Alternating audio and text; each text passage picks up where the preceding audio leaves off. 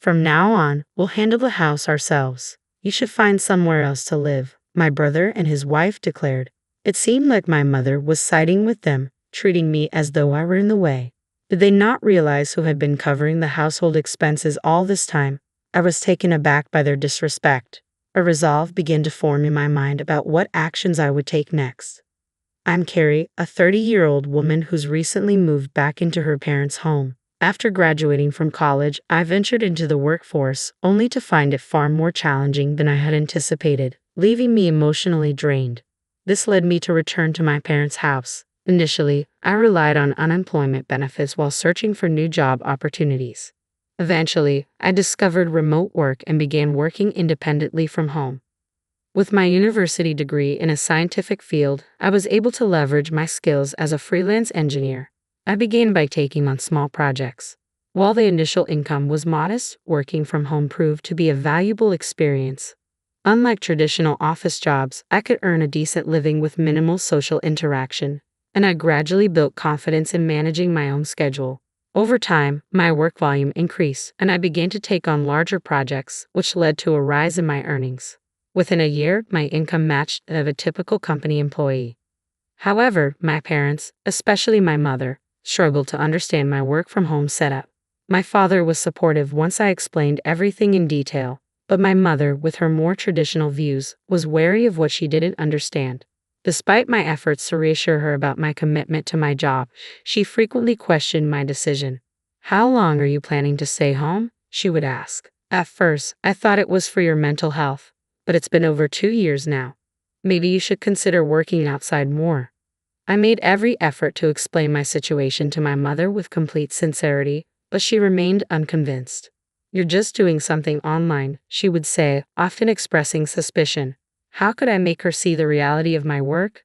Despite my detailed explanations, she remained doubtful. I showed her client emails and salary statements, but nothing seemed to change her mind. My mother even questioned whether I was involved in some dubious business or unusual religion. I reassured her that my job was legitimate and that I received regular payments. Yet her skepticism persisted. "Isn't there a chance this is just unemployment benefits? And those can't last forever," she would argue. Her worries seemed endless. I had considered moving out on my own, but I hadn't saved enough yet. Around that time, my father's health began to decline, and he required nursing care. Having retired early, he faced a sudden drop in income. "Dad, are you okay?" I asked with concern. "Oh, Carrie, I'm sorry to worry you. I have my pension, so I'll manage," he replied, though I could sense his apprehension. Given how much my mother spends, I wondered if he could really manage on his own. It seemed we'd have to rely on our savings for now. My father looked exhausted, likely anxious about the future. I had relied on his financial support throughout college and even after returning home due to mental health issues. Leaving him alone to live independently didn't feel right. My mother was also perplexed by his sudden condition. I decided to stay home and support them as much as I could. "Don't worry, Dad. I'll take care of things from now on," I assured him.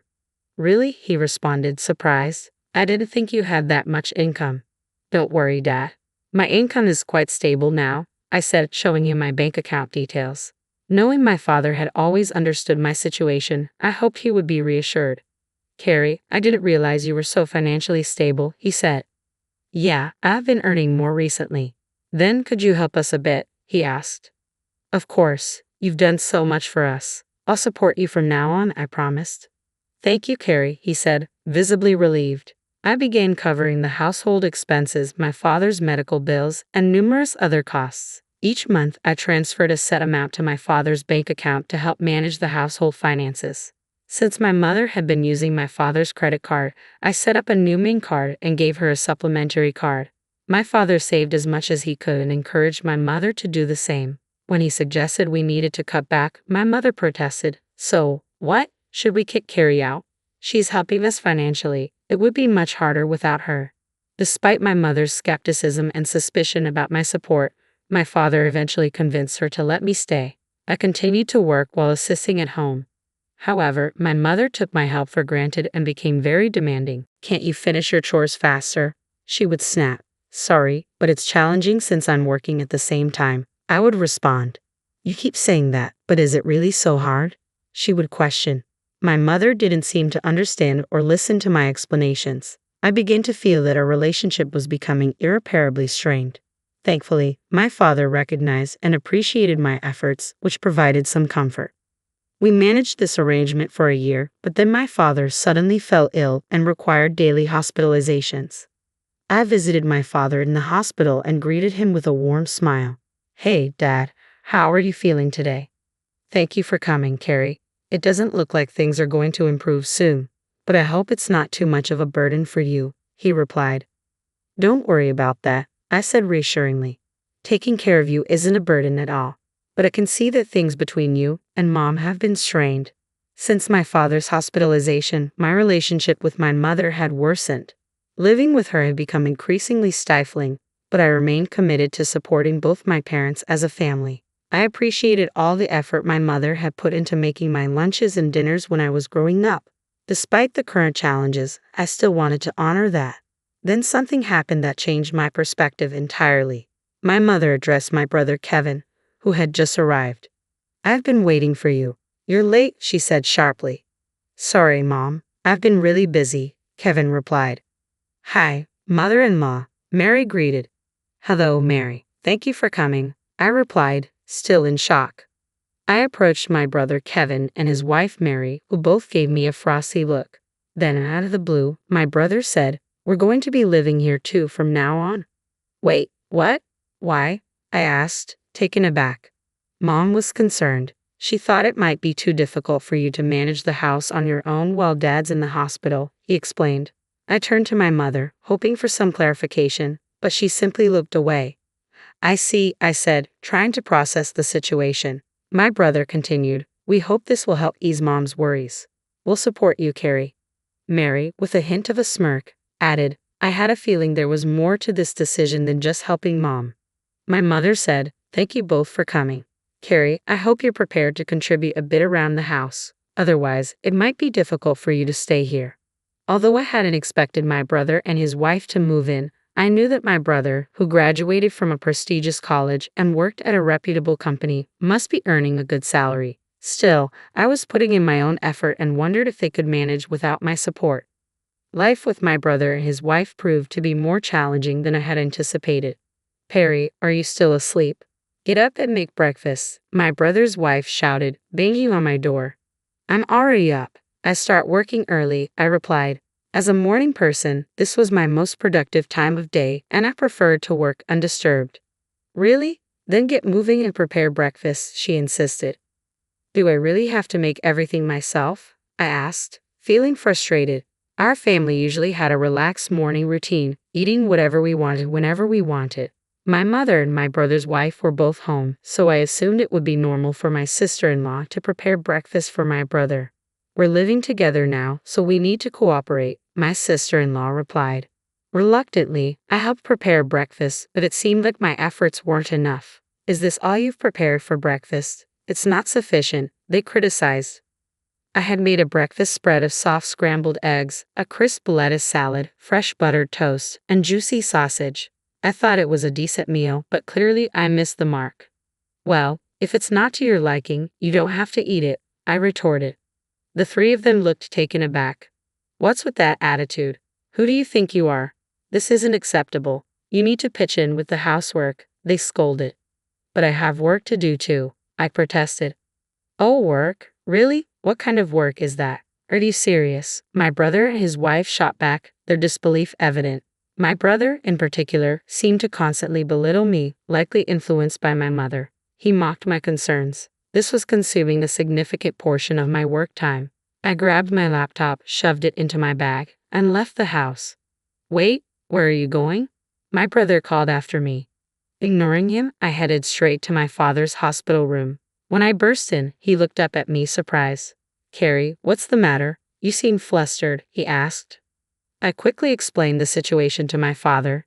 His expression turned to one of shock as he listened. "I had no idea they were treating you like this." "I'm so sorry, Carrie," he said. "Don't worry about it. You should follow your own path. I'm sure your mother would feel more comfortable if Kevin were around. You don't need to stay in a place where you're not happy. All I want is for you to be content, so live your life as you see fit." "Thank you, Father," I replied, feeling reassured. Encouraged by my father's words, I decided to move out. When I returned home that evening, I was met with a tense atmosphere. My mother, brother, and sister-in-law looked at me with stern faces. "Where have you been?" my brother demanded. "Kevin, weren't you supposed to be at work?" I asked. "Because of you, I had to take the day off," he retorted. "Taking a day off for that reason seems excessive," my sister-in-law added. Inside, I was taken aback by how easily my brother took a day off work. It seemed incredibly irresponsible to me. As the evening went on, the tone of my brother and his wife grew increasingly harsh. "Just leave," my brother said abruptly. "Why?" I asked, startled by his sudden hostility. "What's going on?" "From now on, the three of us will be living together," my brother continued. "If you don't want to stay, then you should go. We don't need someone like you, who only adds to the tension, to be a part of this." My brother and his wife made it clear they wanted me out. "Carrie, this is enough," my brother said firmly. "Now that your father isn't here, you don't need to stay." For some reason, my mother, like my brother and his wife, began to view me as a hindrance. Did she not realize how much I contributed to the family's finances? She regularly indulged in branded goods, but how would she cope if her spending money was cut back? I was infuriated. No matter how many times I tried to explain my role, my mother, brother, and sister-in-law ignored me. Their rudeness was too much to bear, so I decided to take a drastic step. I first transferred the funds from the bank account linked to my mother's credit card into an account that I controlled. I wanted to see her reaction when she found she couldn't use her card. Additionally, I moved some money from my father's account, which was meant to cover family expenses, to the same account. Only my father's medical expenses could still be paid from his separate account, which my mother was unaware of. As a result, a significant portion of the family's financial responsibility shifted to my brother and his wife. Although I didn't know the details of my brother's income, I was certain he would feel the impact more than ever. After completing all the necessary arrangements, I packed up my belongings and announced, "I'm leaving this place." My mother, brother, and sister-in-law were visibly shocked by my words. They had harassed me relentlessly but hadn't expected me to actually take action. Their surprised expressions were almost satisfying. "Finally leaving, are you? I've never met someone so troublesome. You won't be coming back, will you?" my brother said, his tone dripping with disdain. Their constant belittling was astonishing. "Of course not. Don't bother contacting me," I replied firmly.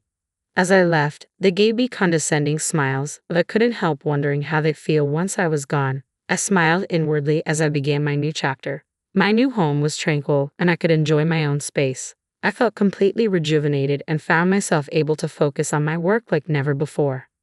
One day, just as I expected, I received a call from my brother. "I told you not to contact me," I answered.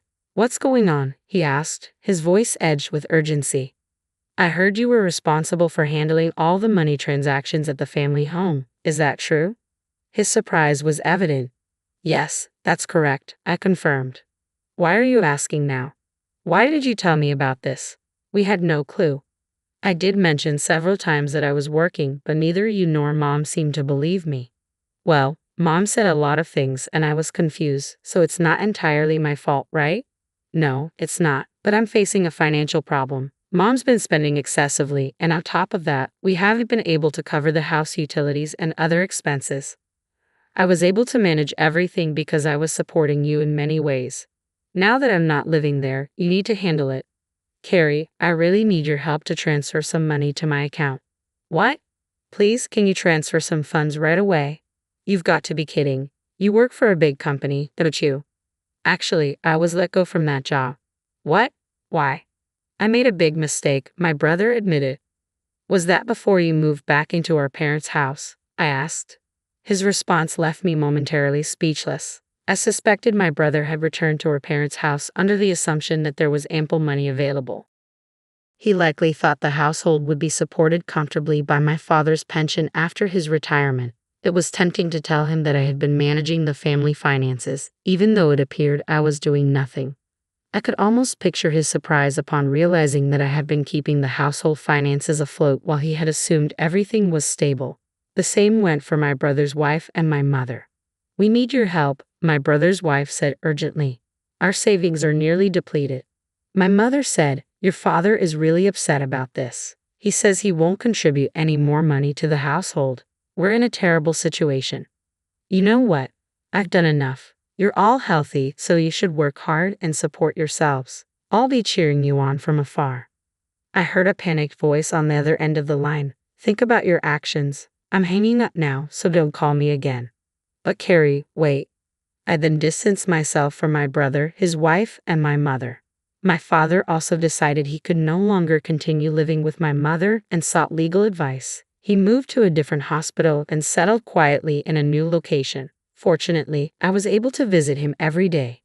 A friend updated me on my brother's recent situation. He had moved into a small apartment and seemed to be living on a tight budget. My mother, who had been a homemaker for years, was struggling with the demands of her new job.